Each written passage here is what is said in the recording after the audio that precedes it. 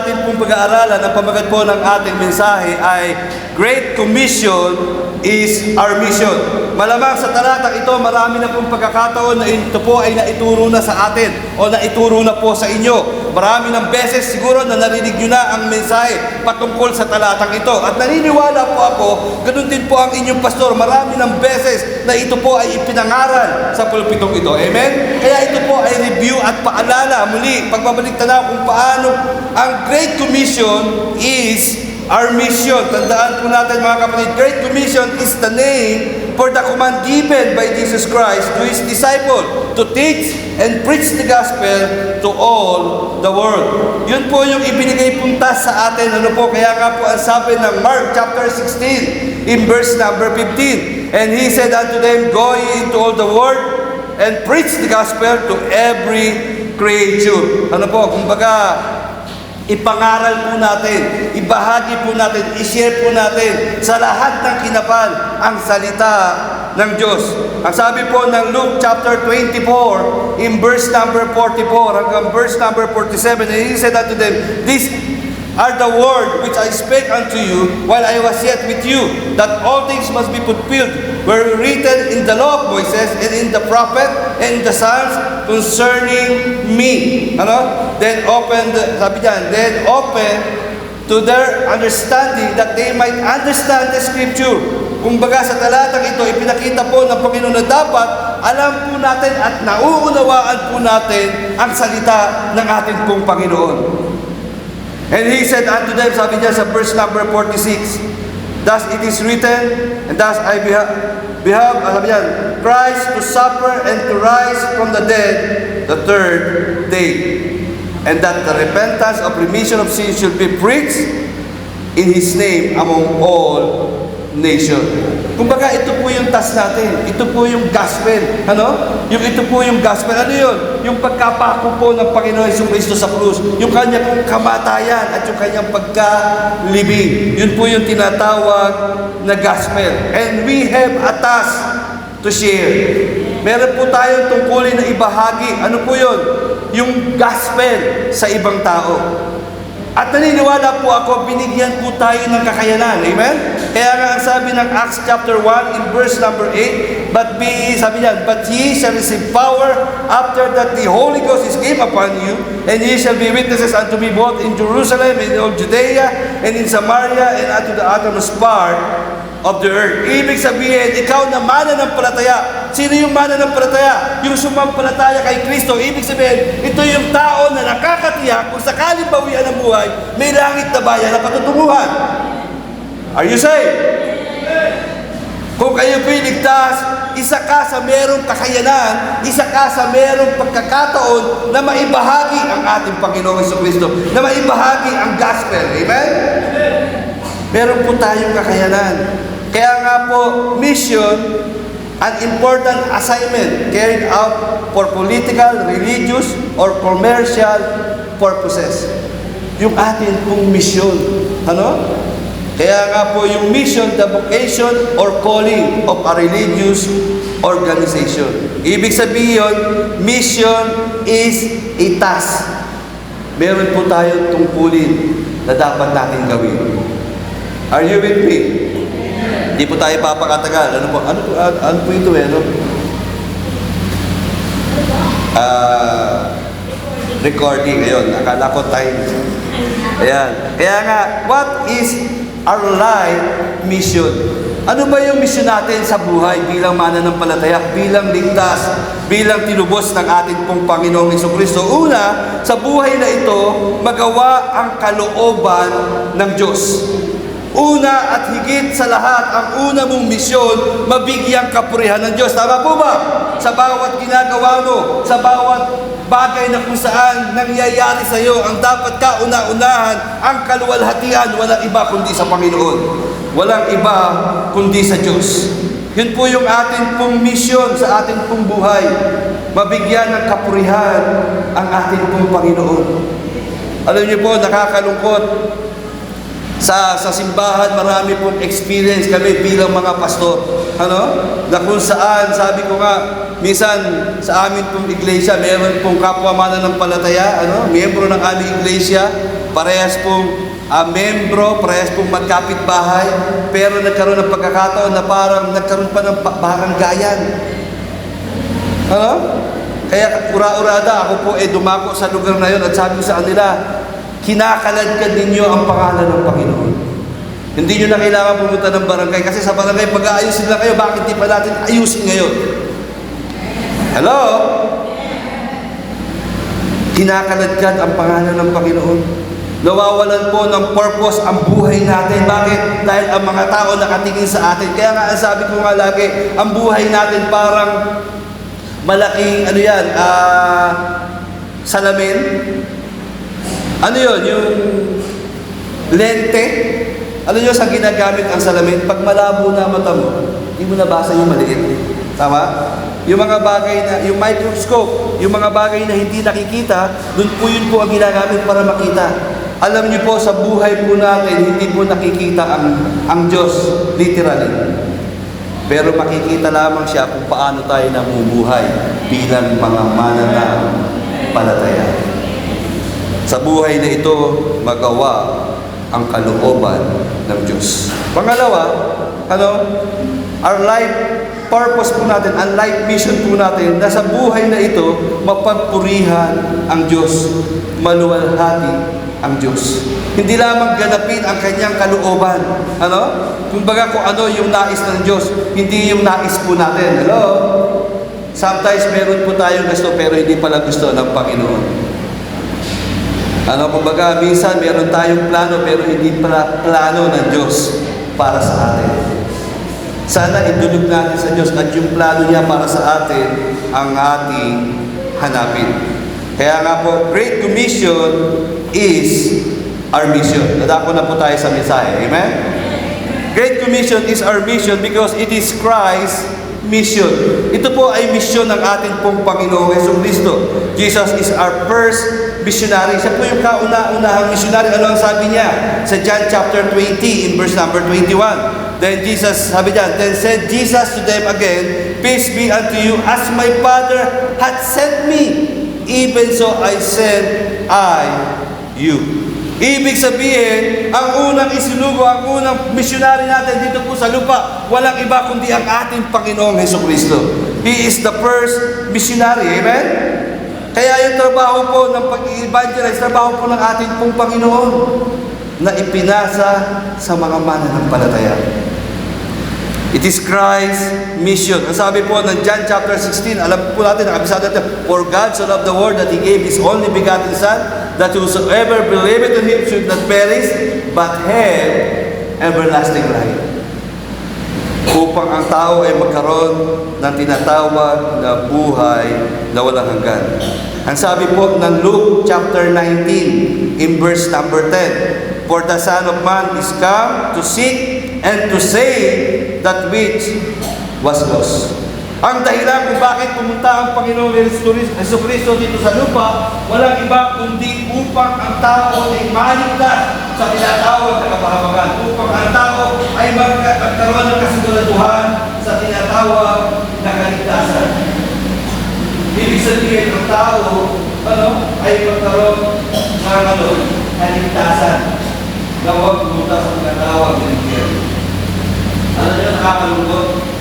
Marami po sa mga simbahan po natin ngayon, bakit sa simbahan pero walang salvation. Hello? Yes. Akala nila makapagpilikas sa yung kanilang pagkatay, yung kanilang pagbibigay, yung kanilang pagiging religious law. Ang kaligtasan po ng tao ay sa pamamagitan ng pananampalataya kay Kristo. Nice. For by grace are you saved through faith and not of yourself. It is the gift of God. Ito po ay regalo ng ating Panginoong Jesucristo. Ang kaligtasan ay hindi sa pamamagitan ng gawa. Pero pag ikay naligtas, ikaw ay gagawa para sa Panginoon. Amen. Bunga ng iyong kaligtasan. That's why ang Panginoong Jesucristo naparito para ang tao maligtas. Alam niyo, natutuwa po ako sa iglesyang ito. Dahil makikita ko po ang mga post talagang patuloy po na humahayo. Yung mga bata po, yun po yung mga susunod na generation. Kami po talagang nahinto po sa outreach sa mga bata during pandemic at hindi po namin ganong nabalik pa, hindi pa, pero binabalik po namin. Bakit? Kasi yun yung pagkakataon natin eh. Yung mga batang yan, yung susunod na henerasyon, yung mga batang yan, yung susunod na maglilingkod sa Panginoon. Yung mga batang yan, yung mga maliligtas at maglilingkod sa Diyos. Kaya wag po tayong tumigil. Ano po? Ang sabi po ng 1 Timothy chapter 1, in verse number 15, this is a faithful saying and worthy of all acceptation that Christ Jesus came to the world to save sinners, of whom I am chief. Ang dahilan kung bakit napunta si Kristo para iligtas ang makasalanan. Amen? Kaya nga po lagi po namin sinasabi bilang mga pastor, we are sinner saved by grace. Hindi po kami naligtas dahil po kami matuwid. Hindi kami naligtas dahil kami nagsiserve. Naligtas kami makasalanang niligtas sa biyaya ng Diyos. To save sinners. Kaya nga po ang sabi po ng Matthew chapter 26 in verse number 28, for this is my blood of the New Testament, which I shed for many, for the remission of sin. Sa ikapapatawad ng mga kasalanan. Kaya nga po, it is Christ's mission. Di naman po tayo ang magliligtas, kundi si Kristo. Amen? Ang gagawin lang po natin, gumawa at sumunod kay Kristo. Pangalawa, it is church and every Christian mission. It is church and every Christian mission. Ano po yun? The instruction to go. Yung humayo, meron pong instruction ang ibinigay po sa atin. Ano? Going into all the world. Pero kaya ba natin abutin ang lahat ng mundo? Hello? Individually? Hindi po, pero salamat. Through our mission support, nagaganap po natin, naganapin, naabutin ang buong mundo. Hello? There is a command na dapat po natin sundin. Let us go. Humayo po tayo. Pero saan ba ang atin pong umpisa ng paghayo? Kaya nga ipinakita sa Acts chapter 1 in verse number 8. Ano ang sabi doon? Nung tinanggap daw natin yung banal na Espiritu, tayo ay binigyan ng kakayanang magpatotoo kay Kristo. Saan tayo magpapatotoo? Una, sa Jerusalem. Alam niyo po ba kung ano ang Jerusalem na meron po tayo? Ang Jerusalem na meron po tayo, yung ating pong pamilya. Hello? Nag-uumpisa po sa tahanan ang pagpapatotoo. Hello?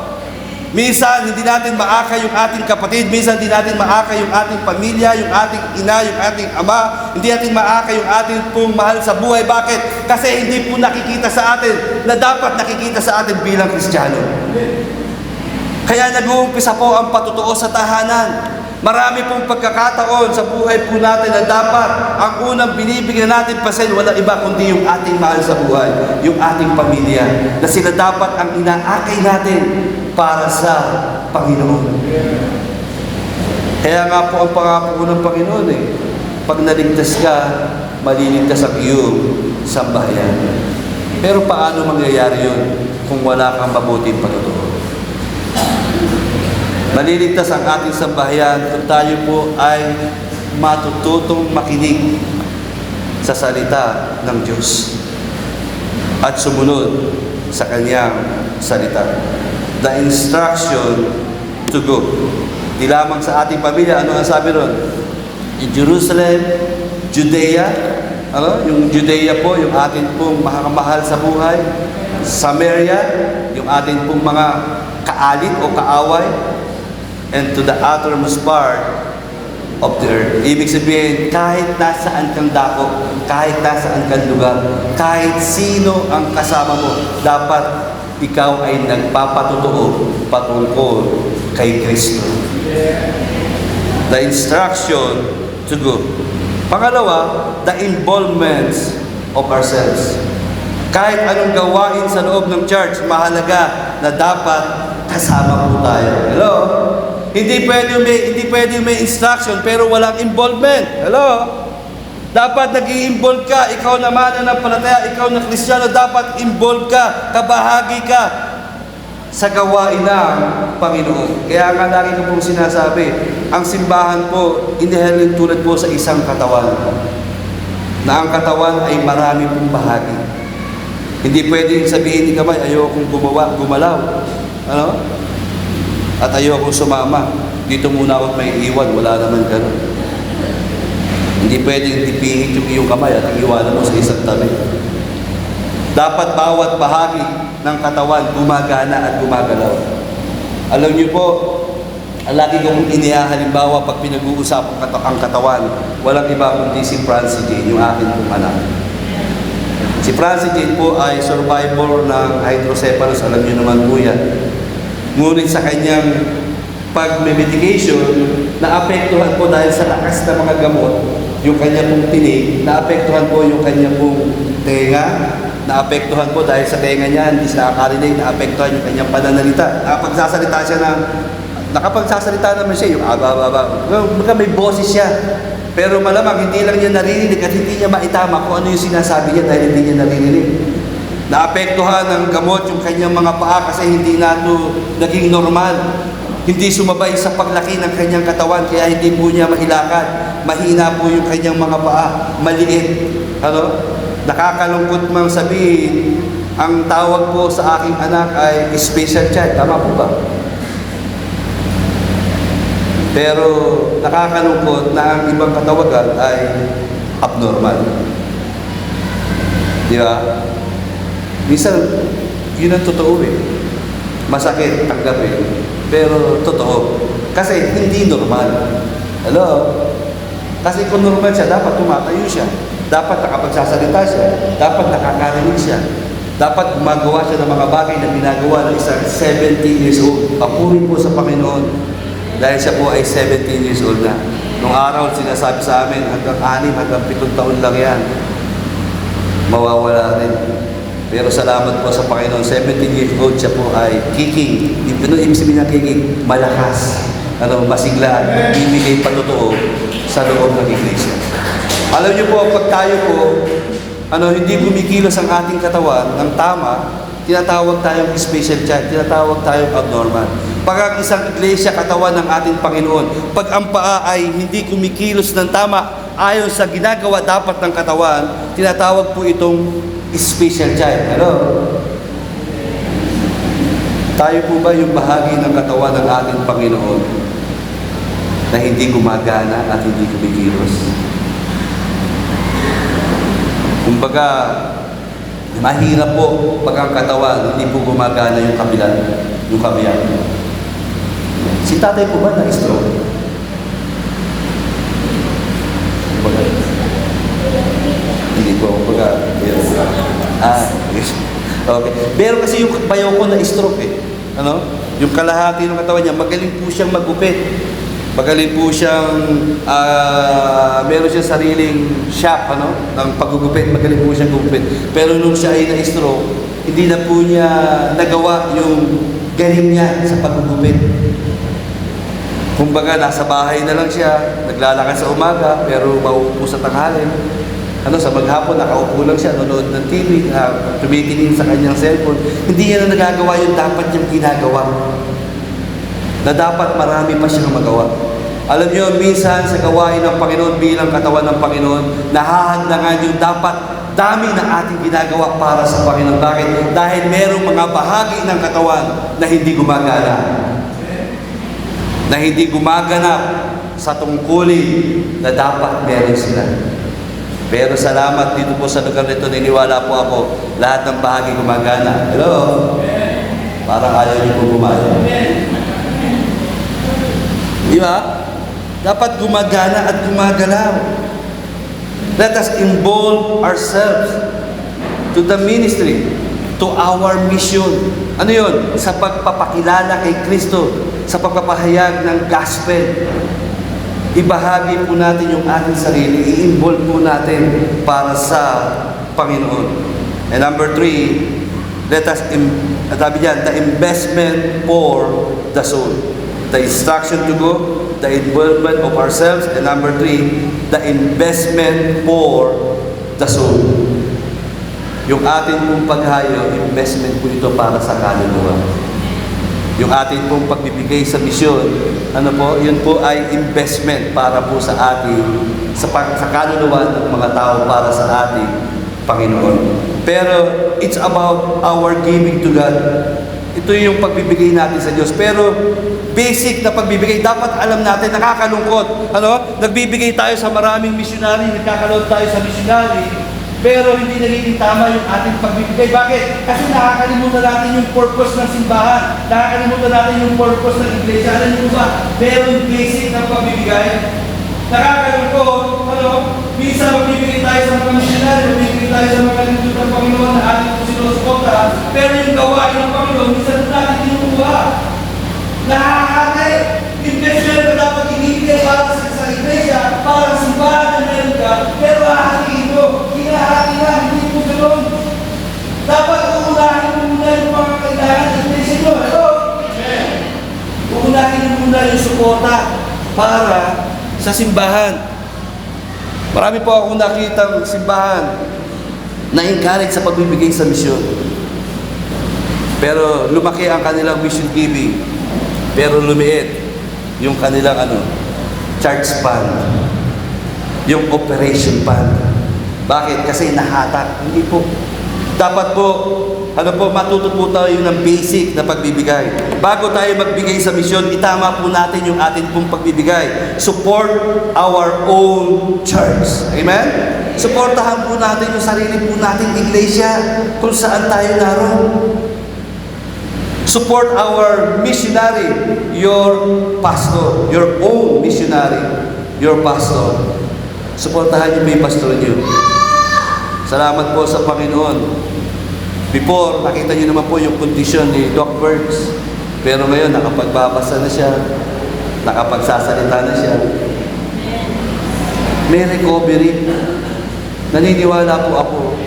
Meron pang nais ipagawa ang Diyos sa buhay ko niya. Meron pang nais ang Diyos na maging maganap sa pangunguna niya sa gawain. Hello? That's why nandyan pa rin po siya. Kaya nga ang sabi ng Biblia, give cheerfully. Dapat ang pagbibigay po natin cheerfully. Alam niyo po, nung natutuhan ko po yung tamang pagbibigay, doon ko po nalaman na ang pagbibigay po natin, hindi dahil kailangan. Basahin po natin, 2 Corinthians chapter 9, verse 6 down to verse number 9. Ang sabi po dito, but this I say, he which soweth sparingly shall reap also sparingly, and he which soweth bountifully shall reap also bountifully. Every man according as he purposeth in his heart, so let him give, not grudgingly or of necessity, for God loveth a cheerful giver. Ano daw ang gagawin ng Diyos? And God is able to make all grace abound toward you, that ye always have all sufficiency in all things, may abound to every good work.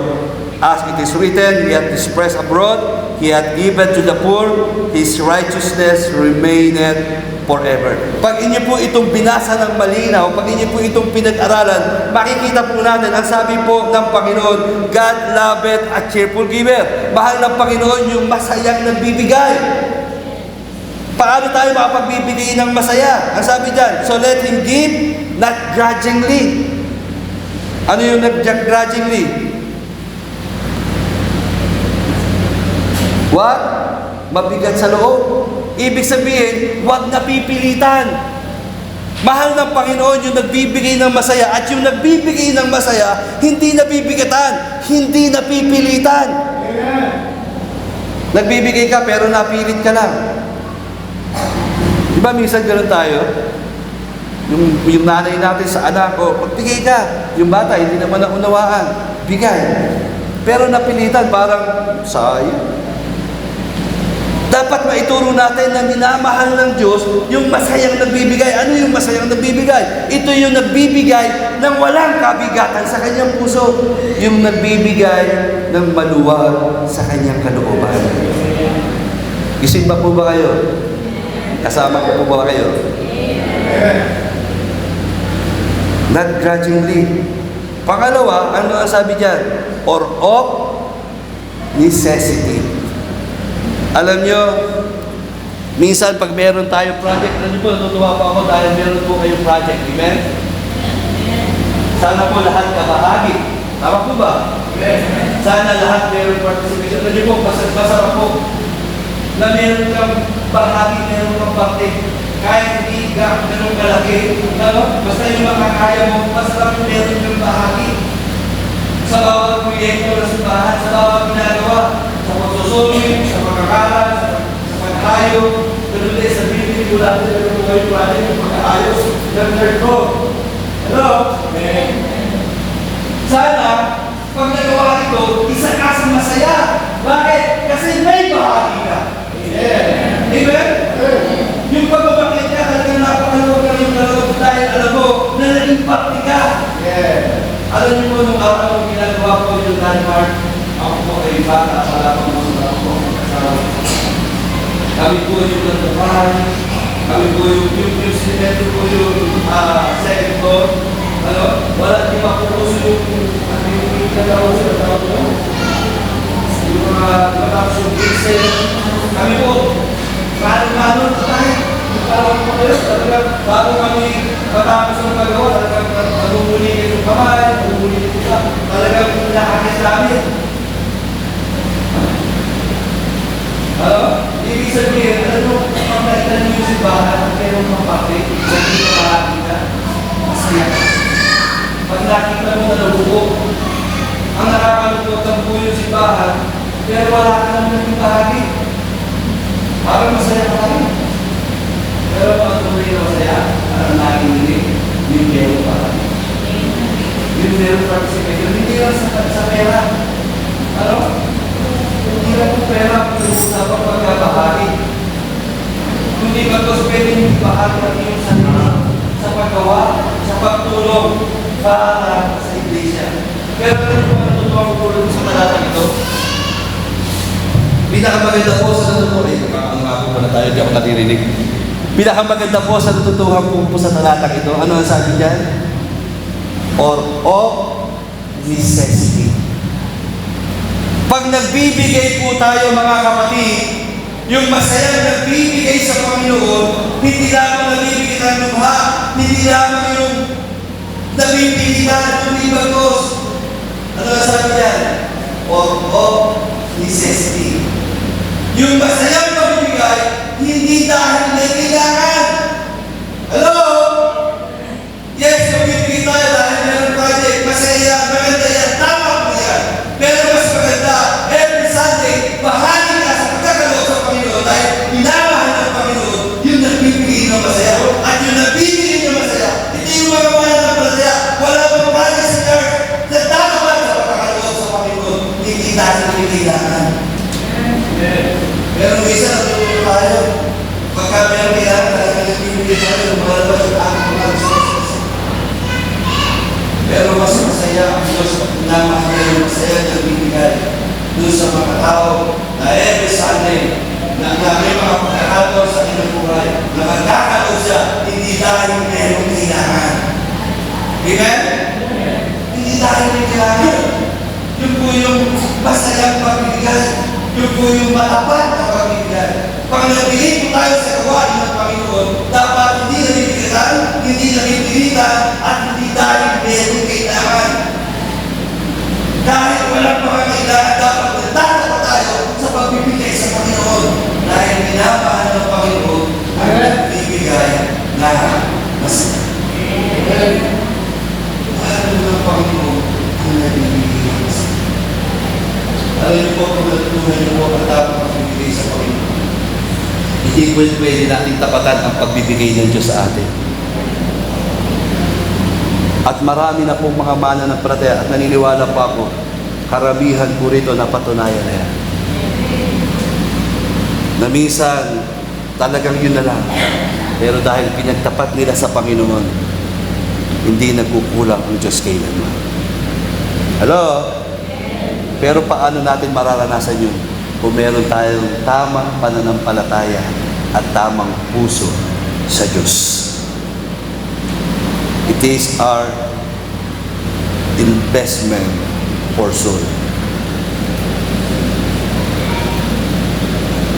Because soul is precious. Mahalaga po ang kaluluwa. Amen?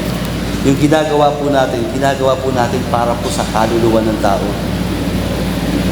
Dahil ang kaluluwa ay mahalaga. Ang sabi po ng Matthew chapter 16, verse number 26, "For what is a man profited if he shall gain the whole world and lose his own soul?" Kung mapapahamak ang kanyang kaluluwa. Christ died for our soul. Si Kristo ay namatay para sa ating kaluluwa. Because soul will be perish. Meron pong kapahamakang patutunguhan ng ating pong mga kaluluwa kung wala po tayong pananampalataya kay Kristo. Kaya nga po mga kapatid, every one of us must be concerned to every soul. Sana po meron po tayong concern. Amen? Mahalaga po yun.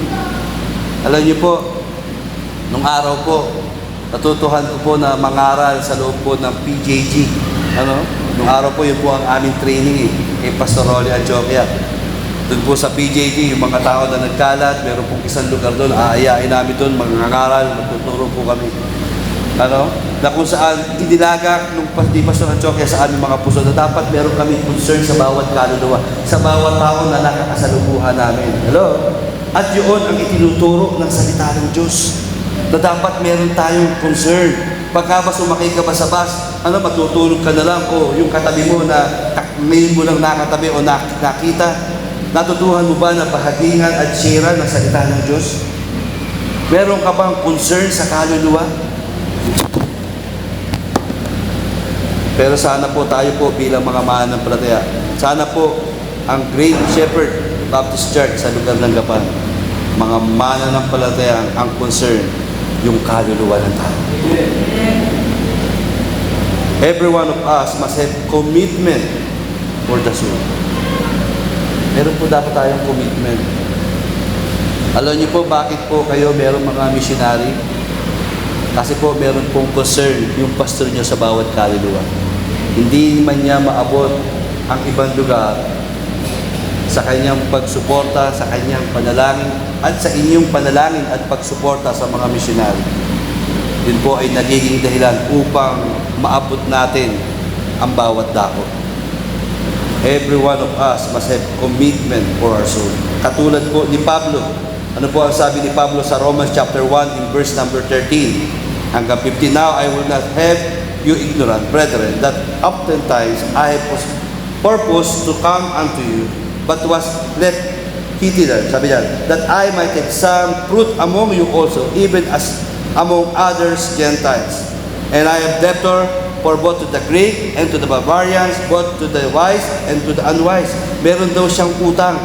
So as much as sabi niya, "as in me is, I am ready to preach the gospel to you that are at Rome also."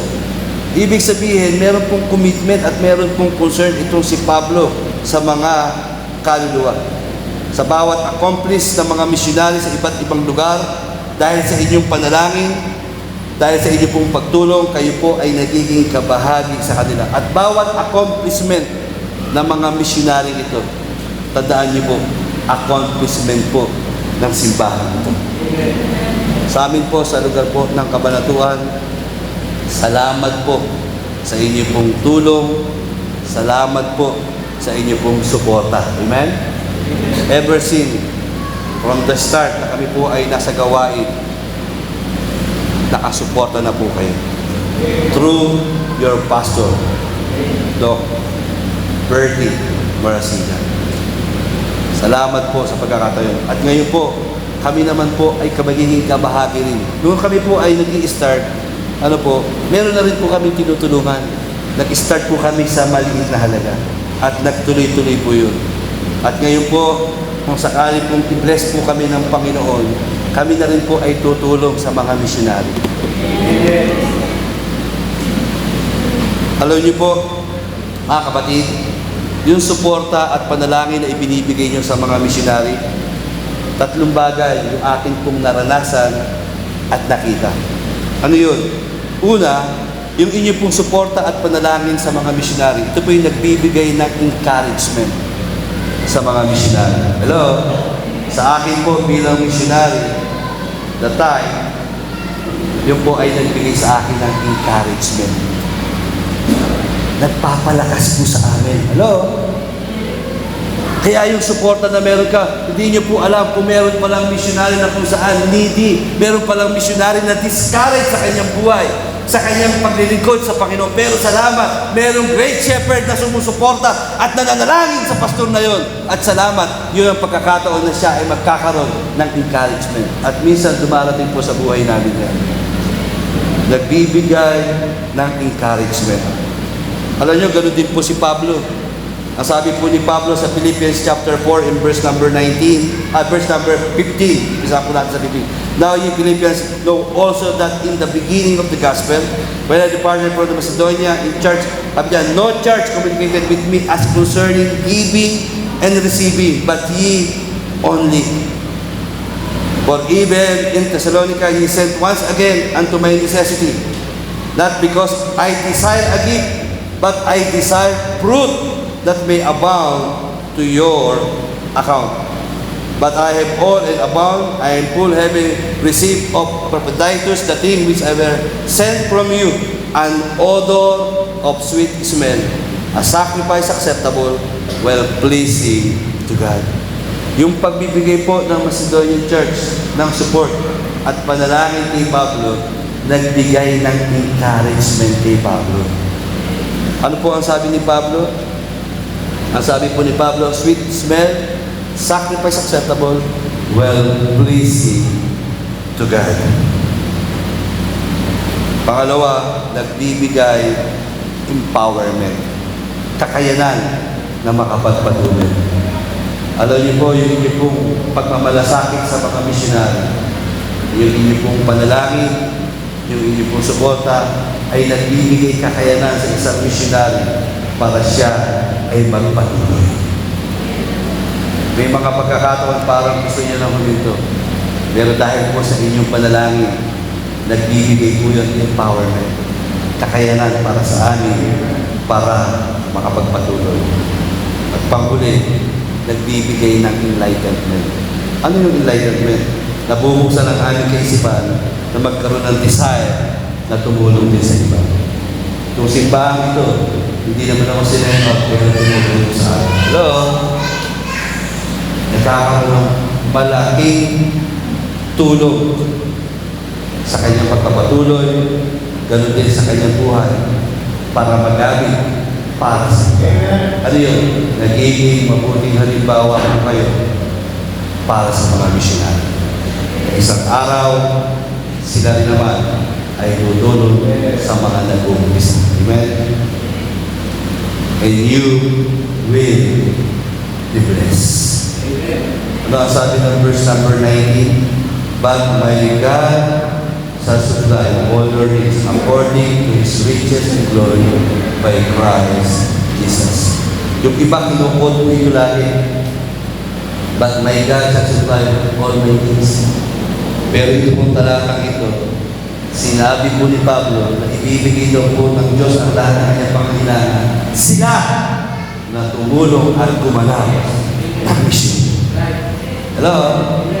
Kaya kung missionary-minded ka at gumagawa ka patungkol sa kaluluwa, ito pwede yung sabihin. Dahil ito'y sinabi ni Pablo sa mga tao na tumulong, nanalangin at naging kabahagi sa gawain ng mission.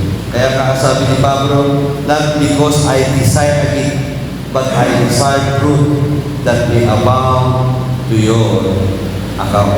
Di dahil gusto ko ng kaloob, kundi ba ang desire ko yung bunga. Ano yun? Credit to your account. Credit to your account. Hindi po ako papakatagal. Kaya alam ko po na yung iba ay nakatingin sa kanilang orasan. Pero tandaan po natin, the question is, may na-share na ba tayo ng gospel? Hello? Naranasan na ba natin mag-share lahat ng gospel? May nabahagi na ba tayo ng kaligtasang pinanggap natin? Pangalawa, bakit ka nakakilala sa Panginoon? Meron ba nag-share sa iyo ng gospel? O bigla mo na lang naisipan at binasa ang salita ng Diyos kahit wala natulog sa iyo? Ligtas pala ako. No, alam ko, meron pong nagbahagi sa inyo sa kaligtasan. Amen? Natuto ka ng kaligtasan, hindi dahil sa sarili mong pagsasearch naman, kundi meron ginamit para ikaw ay maligtas.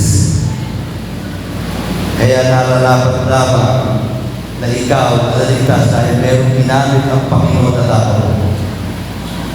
Dapat ikaw pag-amin din para maraming tao maganap yung Great Commission. Because Great Commission is our mission. It is our responsibility. Tungkulin po natin ito. Ganapin po natin.